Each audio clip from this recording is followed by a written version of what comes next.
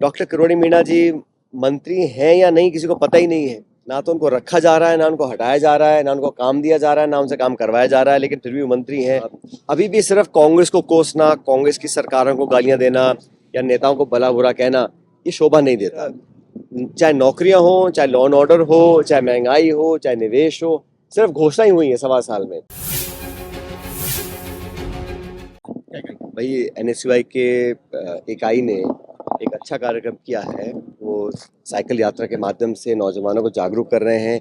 एक अच्छा संदेश समाज में जा रहा है, तो उन सबका प्रोत्साहन करने के लिए उस कार्यक्रम में भाग लेने के लिए मैं पाली जा रहा हूँ। और मुझे लगता है कि इससे ये जो प्रचलन हुआ है आजकल देश प्रदेश में, नशा हो, नशे की लत हो, इससे दूर रखने के लिए लोगों को हमें मोटिवेट करने की ज़रूरत है। और उस दिशा में अच्छा काम कर रहे हैं, काफ़ी समर्थन उनको मिल रहा है।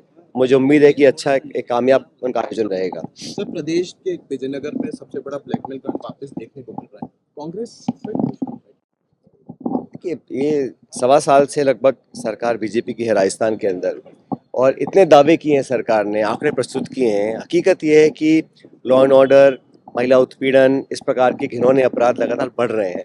और इस पर अंकुश लगाने के लिए सरकार ने अब तक सिर्फ आश्वासन ही दिया है। जब भी सरकार का जवाब आता है, आश्वासन मिलते हैं, लेकिन जो प्रशासन में पकड़ होनी चाहिए, पुलिस के ऊपर जिस प्रभावशाली तरीके से सरकार का नियंत्रण होना चाहिए, उसमें कहीं कमी दिखती है मुझे।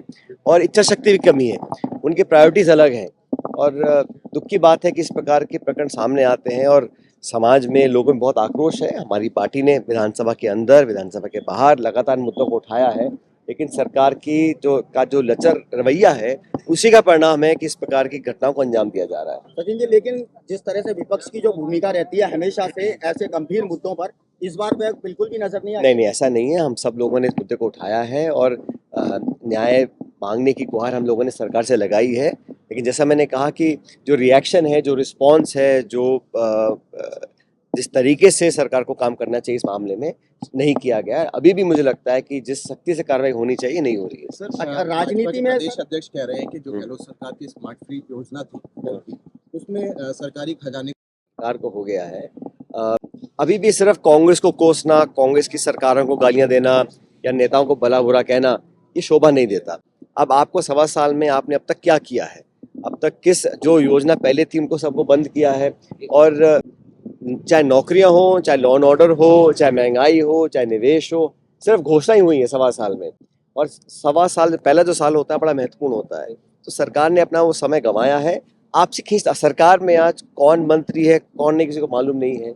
आपस में इतना खिंचाव है, इतने सारे सत्ता के केंद्र बन गए हैं, ब्यूरोक्रेसी हावी है।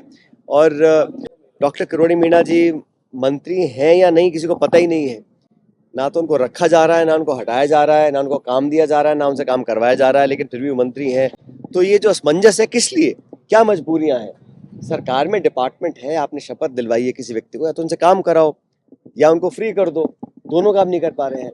और आपस में, जैसे मैंने कहा ना, इतने सारे पुराने नेता हैं, नए को वो बचा नहीं पा रहे हैं। आपस में इतना खिंचाव है सरकार का कि एक बड़ा कंफ्यूज वाला मैसेज पूरे प्रदेश में जा रहा है। राजनीति में राजनेताओं की भाषा संयम लगातार खोती जा रही है। अभी कुछ दिनों पूर्व विधानसभा में भी इसका प्रत्यक्ष उदाहरण देखने को मिला। भाषा का देखिए, इस राजनीति में जो हम लोग बोलते हैं उसको जनता सुनती है, तो बहुत सोच समझकर अपनी शब्दावली का प्रयोग करना चाहिए।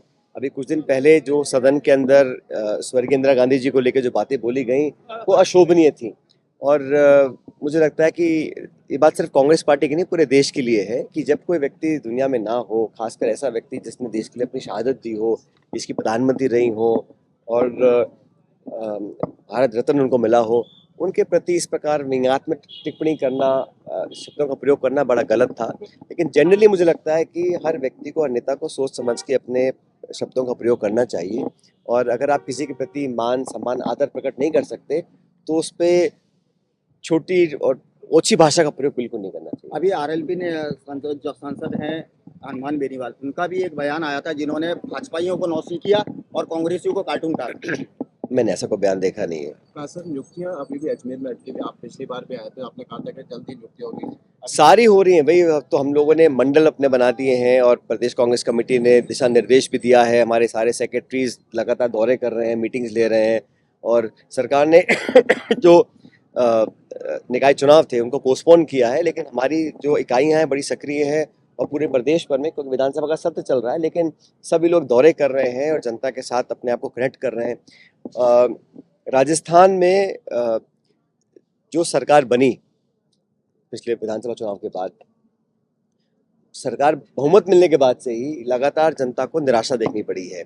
और जैसा मैंने शुरू में कहा, जो खिंचाव आपस में है, भाजपा का जो नेतृत्व है उसमें आपस में बहुत खिंचाव है। दिल्ली, जयपुर में, राजस्थान में कई सत्ता के केंद्र बन गए हैं और उसका संकेत साफ दिखाई देता है जब गवर्नेंस और प्रशासन पर उसका प्रभाव पड़ता है और उसका खामियाजा जनता को भुगतना पड़ता है। क्या कांग्रेस पार्टी के अंदर खिंचाव नहीं है सर? राजस्थान के हमारी अंदर पार्टी या में राजस्थान हम के विपक्ष में नेतृत्व की हैं बात और कर रहे हैं। हमारे पूरे विधायक दल, पूरी पार्टी एकजुटता से जनता के हितों की रक्षा कर रहे हैं हम लोग। और जहां हमें लगता है हमें इंटरवीन करना है, एक कंस्ट्रक्टिव ऑपोजिशन का हम रोल प्ले करते हैं। विधानसभा में आप देखिएगा हम लोग मजबूती से बात को रखते हैं।